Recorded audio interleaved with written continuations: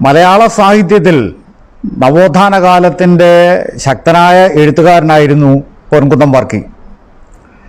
1910 July 1 Alappuzha ജില്ലയിലെ എടത്തുവായിലാണ് അദ്ദേഹത്തിൻ്റെ ജനനം. പിന്നീട് പൊൻകുന്നത്തേക്ക് താമസം മാറി. തിരുമുൽക്കാഴ്ച എന്ന ഗദ്യ കവിതയുമായി 1939 അദ്ദേഹം സാഹിത്യരംഗത്തേക്ക് കടന്നു. അദ്ദേഹത്തിൻ്റെ ഏറ്റവും ശക്തമായതും ഏറെ വിവാദമുണ്ടാക്കിയതുമായ ഒരു കഥയാണ് മോഡൽ. അമേരിക്ക അടക്കമുള്ള വിദേശ രാജ്യങ്ങളിൽ നിന്ന് വിദഗ്ധവും ശാസ്ത്രീയവുമായ തയ്യൽ പഠിച്ചിട്ടുണ്ടെന്ന് പറയുന്ന CP ഫ്രാൻസിസ് എന്ന തയ്യൽ കടക്കാരൻ്റെ അടുത്ത് ഷർട്ട് തയ്പ്പിക്കാൻ നൽകുന്ന പാപ്പൻ എന്ന സാധാരണ മനുഷ്യൻ്റെയും ഒരു കാലഘട്ടത്തിൻ്റെ സാമൂഹിക സ്പന്ദനങ്ങളുടെയും കഥയാണ് മോഡൽ.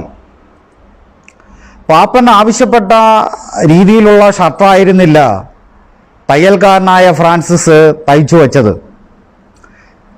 നിരാശനായ പാപ്പൻ തയ്യൽക്കാരനോട് കയർക്കുകയും തനിക്ക് ചേർന്ന ഉടുപ്പ് തന്നെ വേണമെന്ന് തറപ്പിച്ചു പറയുകയും ചെയ്യുന്നു.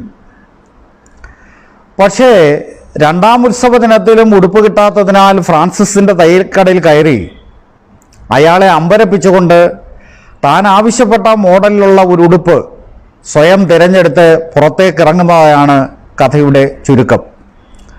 1947 പ്രസിദ്ധീകരിക്കപ്പെട്ട ഈ കഥയ്ക്ക് ആ കാലഘട്ടത്തിൽ ഉണ്ടായിരുന്ന രാഷ്ട്രീയ പ്രാധാന്യം ഏറെ ചർച്ച ചെയ്യപ്പെട്ടതാണ്.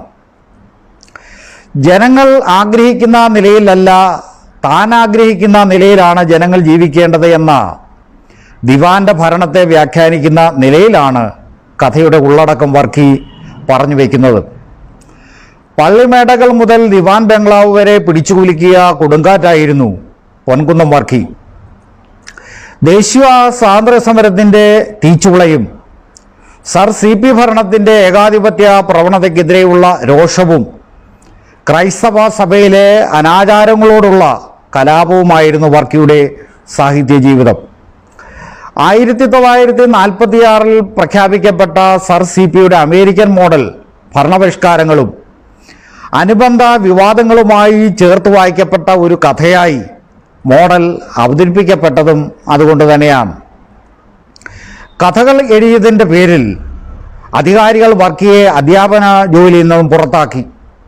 CP രാമസ്വാമി അയ്യരെ വിമർശിച്ച് മോഡൽ എന്ന കഥ എഴുതിയതിൻ്റെ പേരിൽ 1946 6 മാസത്തോളം ജയിലിൽ കിടക്കേണ്ടിയും വന്നു. എഴുത്തിലൂടെ വിശുദ്ധന്മാരെ സൃഷ്ടിക്കാൻ വർക്കി ശ്രമിച്ചില്ല. പാപികളെ വിശുദ്ധരാക്കുന്ന കപട സാഹിത്യം തനിക്ക് അറിയില്ലെന്ന് ആയിരുന്നു വർക്കിയുടെ മതം. എതിർപ്പ് പ്രകടിപ്പിക്കാൻ ആരോടും ചേരണമെന്ന ചിന്തയാണ് കമ്മ്യൂണിസത്തിൻ്റെ സഹയാത്രികനായി വർക്കിയെ മാറ്റിയതും.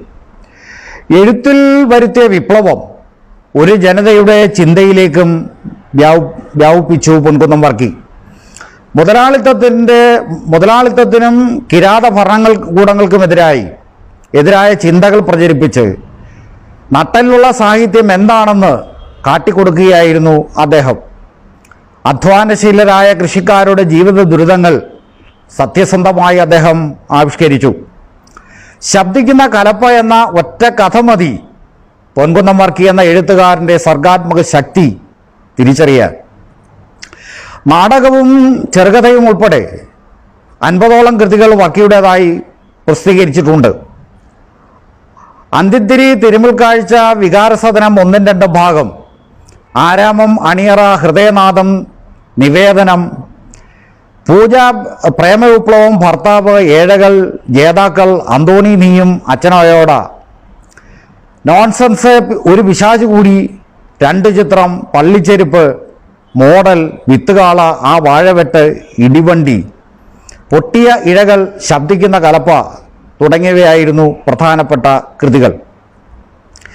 എണ്ണപ്പെട്ട ചില മലയാള സിനിമകൾക്ക് അദ്ദേഹം കഥയും സംഭാഷണവും രചിച്ചിട്ടുണ്ട്. പുരോഗമന കലാസാഹിത്യ സംഘടനയുടെ സെക്രട്ടറിയായും സാഹിത്യ പ്രവർത്തക സഹകരണ സംഘത്തിൻ്റെയും നാഷണൽ ബുക്ക് സ്റ്റാളിൻ്റെയും സ്ഥാപകരിൽ ഒരാളായും കേരള സാഹിത്യ അക്കാദമി അധ്യക്ഷനായും അദ്ദേഹം പ്രവർത്തിച്ചിട്ടുണ്ട്. വള്ളത്തോൾ പുരസ്കാരവും എഴുത്തച്ഛൻ പുരസ്കാരവും അദ്ദേഹത്തിന് ലഭിച്ചിട്ടുണ്ട്. 2004 ജൂലൈ 2 തൻ്റെ 93-ാം ജന്മദിനത്തിന് പിറ്റേന്ന് പാമ്പാടിയിലുള്ള വസതിയിൽ വെച്ച് അദ്ദേഹം അന്തരിച്ചു. മലയാള സാഹിത്യത്തിൽ തൻ്റേതായ പാത വെട്ടിത്തുറന്ന സാഹിത്യകാരനായിരുന്നു പൊൻകുന്നം വർക്കി. അദ്ദേഹത്തിൻ്റെ ഓർമ്മകൾക്ക് മുമ്പിൽ ഒരിക്കൽ കൂടി പ്രണാമം അർപ്പിച്ചുകൊണ്ട് നിർത്തുന്നു.